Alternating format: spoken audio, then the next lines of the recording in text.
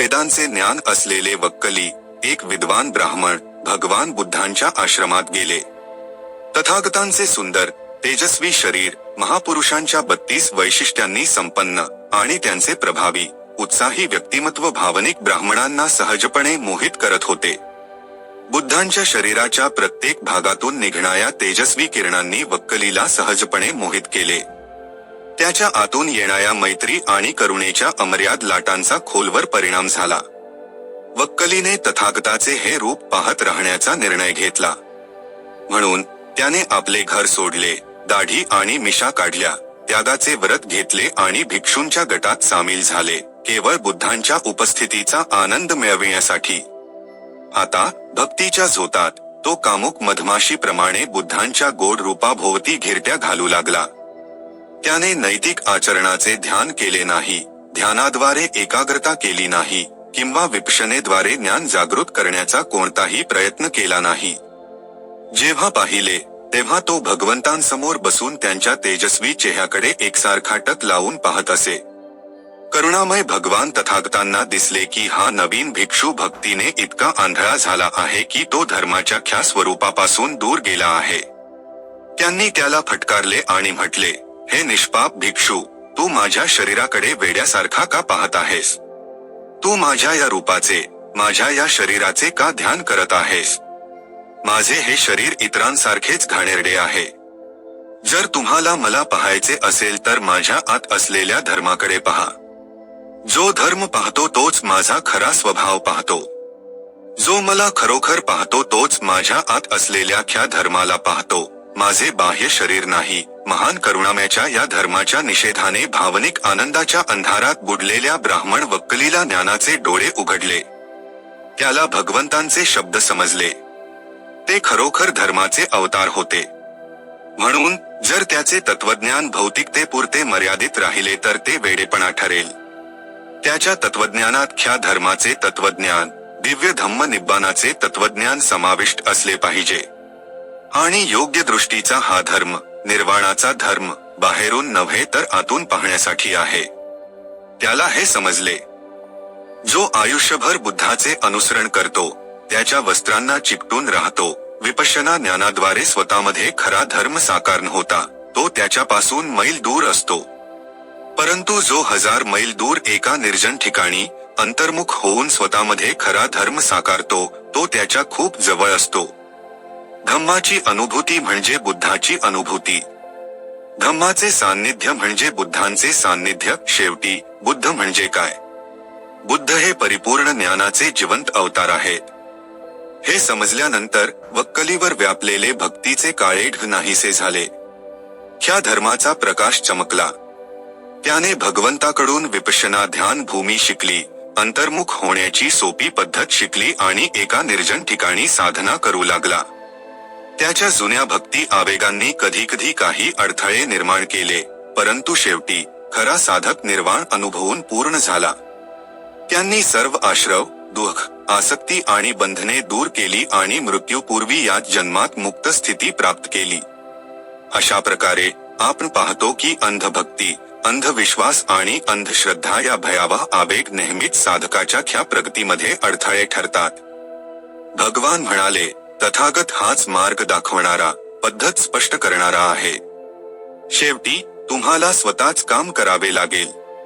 तुम्हाला स्वतःच संपूर्ण मार्ग पार करावा लागेल. जर भावनिक भावनेतून आपण आंधळेपणाने बुद्ध किंवा इतर कोणत्याही मोठ्या किंवा लहान शिक्षकांना आपला तारणहार मानतो आणि त्यांच्यावर अवलंबून राहतो, आध्यात्मिक साधना आणि धर्माचा मार्ग सोडून देतो आणि स्वतःला पूर्णपणे अक्षम आणि शक्तिहीन समजू लागतो, तर आपण खरोखरच अपंग आणि निरुपयोगी बनतो.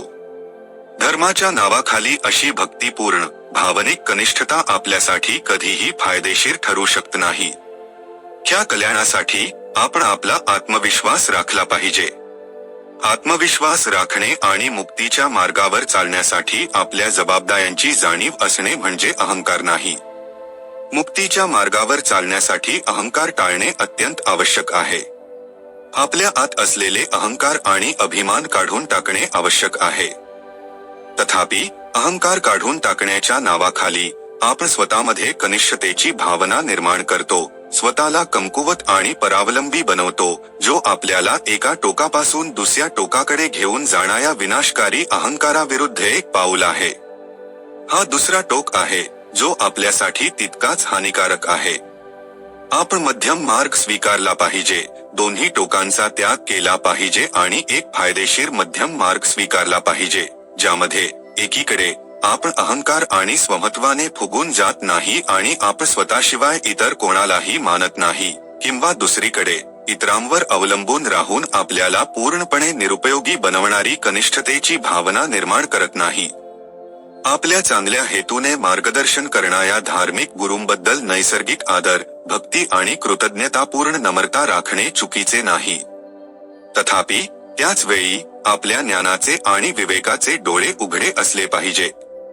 आपल्या गुरुवरील अंधश्रद्धा, अंधभक्ती आणि अंधविश्वासात स्वतःला बुडवून ठेवणे आणि त्यांच्या प्रत्येक कृतीत आणि प्रत्येक शब्दात चमत्कार आणि अलौकिक शक्ती पाहणे हे साधकासाठी जितके हानिकारक आहे तितकेच ते आचार्यांनाही हानिकारक आहे.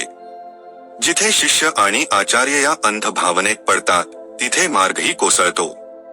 धार्मिक नेते आणि सिद्धी आणि चमत्कारांनी वेडे झालेले त्यांचे अंध अनुयायी यामुळे या देशातून भगवंतांची ही फायदेशीर विपश्यना पद्धत पूर्णपणे कशी नष्ट झाली याचा इतिहास साक्षीदार आहे. गुरूंनी स्वतः गुरूंचे गुणगान गाऊन आणि त्यांच्या अलौकिक शक्तींचा अतिरेक करून लोकांचा अंधश्रद्धेला प्रोत्साहन दिले, ज्यामुळे त्यांचा सन्मान आणि आदर वाढला. शिक्षकांच्या प्रसिद्धीच्या लालसेने हा शुद्ध मार्ग भ्रष्ट झाला आणि अशा प्रकारे भगवान बुद्धांच्या काही शतकांत हा लाभदायक मार्ग भारतातून नाहीसा झाला. नैतिकता, ध्यान आणि ज्ञानाचा हा परमशुद्ध धर्म विपश्यना पद्धतीच्या मदतीने दीर्घकाळानंतर या देशात परतला आहे. या मार्गाची शुद्धता राखली पाहिजे, जेणेकरून खरा धर्म स्थापित होऊ शकेल आणि लोकांना कायमचे लाभ देत राहील. यासाठी कोणत्याही साधकाने कधीही त्यांच्या मार्गदर्शक आचार्यांकडे कोणतेही अलौकिक चमत्काराला श्रेय देऊ नये हे अत्यंत आवश्यक आहे. खोटेपणाने देवत्व गृहीत धरून अंधश्रद्धेत अडकू नका. तरच गुरुशिष्याची एक निरोगी, शुद्ध आणि आदर्श परंपरा स्थापित होईल, जी सर्वांच्या कल्याणासाठी आणि आनंदासाठी टिकेल. भूतकाळातील परिस्थितीमुळे काही विपश्यना साधक कधीकधी अंधश्रद्धा निर्माण करतात, जी ताबडतोब नष्ट केली पाहिजे. आपले कल्याण हे शाश्वत सत्य समजून घेण्यात आहे की आपल्या आज जागृत झालेल्या या विपश्यना जाणीवेपेक्षा मोठे आश्रयस्थान नाही. आपण स्वतःला खोट्या कल्पना आणि रिकाम्या आशांमध्ये गुंतू देऊ नये. आपण आपल्या आत असलेली ही विपश्यना जाणीव नेहमीच जिवंत ठेवूया. आपण प्रत्येक क्षणात जे काही अनुभवतो ते अनित्य आहे. ते क्षणभंगूर, नश्वर आणि परिवर्तनशील आहे.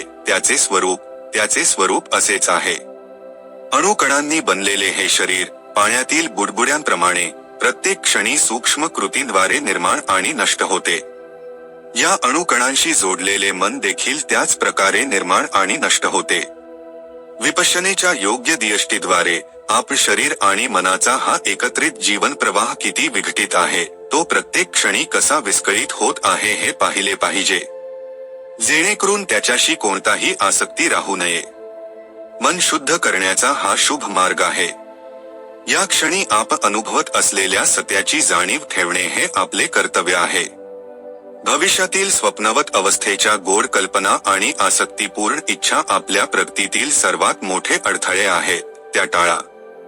विपश्यना हा वर्तमानात जगण्याचा धर्म आहे. या क्षणी जे काही अनुभवले जात आहे ते आपल्यासाठी उपयुक्त आहे. भूतकाळ, जो आधीच निघून गेला आहे, किंवा भविष्य, जो अद्याप आलेला नाही. म्हणून कल्पना आणि इच्छा टाळा. रिकाम्या आशा आणि आकांक्षा टाळा. निरर्थक अवलंबित्व टाळा. स्वतःचे ज्ञान जागृत करा आणि या क्षणाची वास्तविकता पाहत रहा. ही आत्मास्मपाणिधी आहे. योग्य आत्मसमर्पण, स्वावलंबन, स्वयंस्थापित सत्याचा आधार, धर्माचा आधार, ज्ञान, विवेक, शिक्षण, प्रकाश, प्रज्ञा आणि ज्ञानाचा आधार आहे. चला, आपण या आधारात जगूया.